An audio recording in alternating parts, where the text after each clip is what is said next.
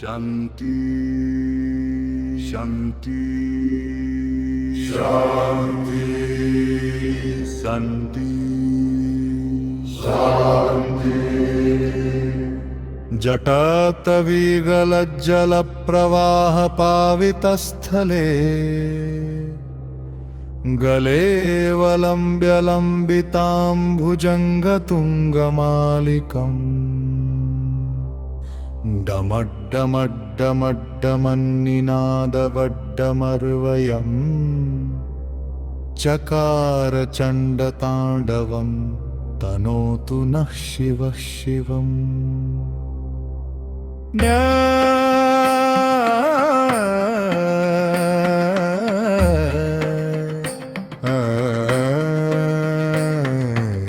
जककः सम्भ्रमभ्रमन्निलिम्पनीर्झरी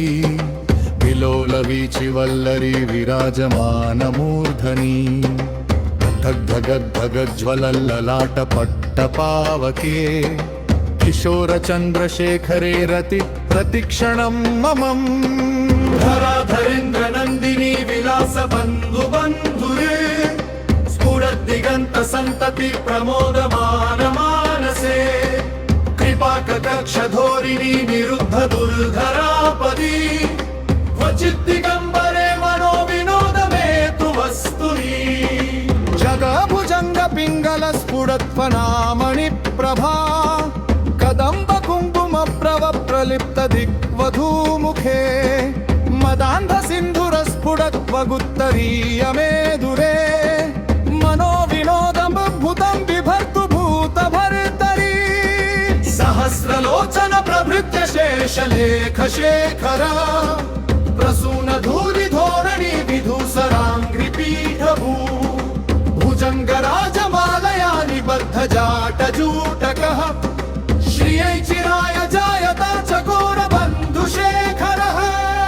ललाटचत्वरज्वलद्धनञ्जयस्फुलिङ्गभा निपीतपञ्चसायकं नमन्निलिम्पनायकम् सुधामयूखलेखया विराजमानशेखरम्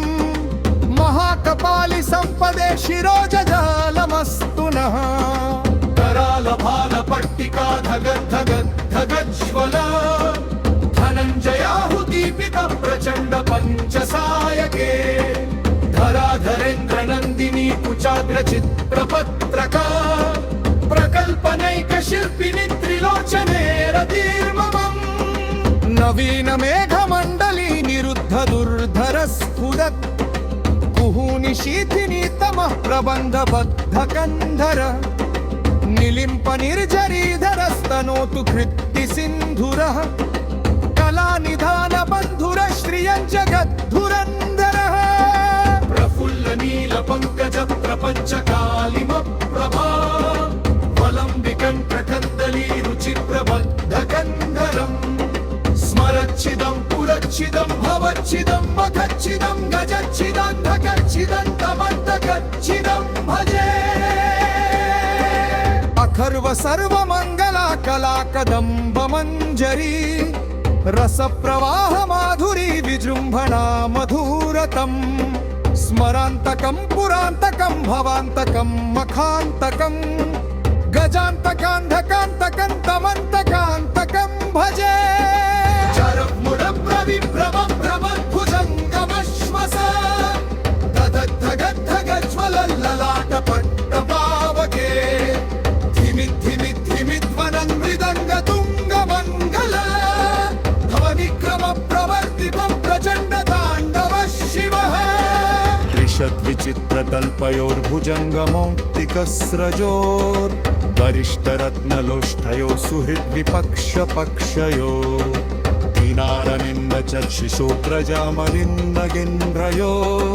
समं प्रमत्तयन्मनः पतसना शिवं व्रजे निलिम्पनिर्झरी निकुञ्जपोर्धरवसन् विमुक्तदोर्मद्विस्सवो शिरस्फलञ्जलिं वहन्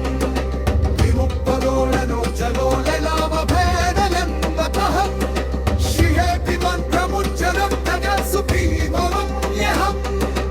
इमं विनेक्तनाममुत्तमुत्तमोत्तमं स्तवम् अथ कंसोलायब्रुवन्दनोऽपि शुद्धिरेऽपि सत्ततम् अरे गुरो सुभक्तिगा श्रूयाते वाङ्गखागतिम् निमोहनं हि दाहिना सुशङ्करस्य चिन्तनम् भुजामसार संवरेण शमत्तनीकम् यवशम्भुपूतलैरन् पठति प्रभाष तस्य स्थिरां न खरजन्न भुवन्नयु यक्ष्मिन् सदैव सुमुखीं नरनापि शम्भुः इति शिवता